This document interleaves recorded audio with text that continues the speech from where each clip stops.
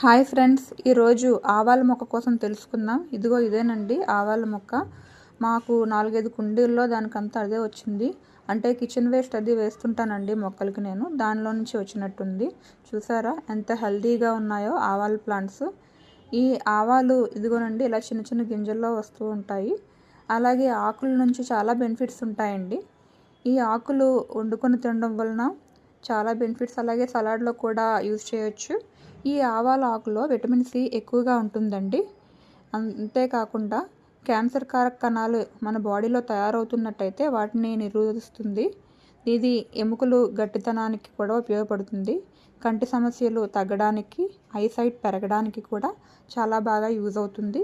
దీని పువ్వులు చూసారా ఎల్లో కలర్లో ఎంత అందంగా ఉన్నాయో. ఇదిగోనండి పక్కనే ఆవాల కాయలు. ఈ కాయల్లో చిన్న చిన్న గింజలు ఉంటాయండి. ఈ కాయలు ఎండిపోయిన తర్వాత దాంట్లో ఒలిస్తే ఆవాలు వస్తాయి. అంతేకాదండి ఇందులో విటమిన్ ఏ, సి, కే అవి పుష్కలంగా లభిస్తాయి. వీటిని పెంచుకోవడం కూడా చాలా సులువు. జస్ట్ ఆవాలు అలా జల్లితే చాలండి, అలా వచ్చేస్తాయి. కుండీలోనైనా చక్కగా పెంచుకొని హ్యాపీగా వండుకొని తినేయచ్చు. మరి మీరు ట్రై చేస్తారా? మీ ఇంట్లో చూసారా ఇలా ఆవాలు వలిస్తే ఇలా ఉన్నాయండి, లోపల ఎండిపోయిన గింజల నుంచి అలా వచ్చాయి.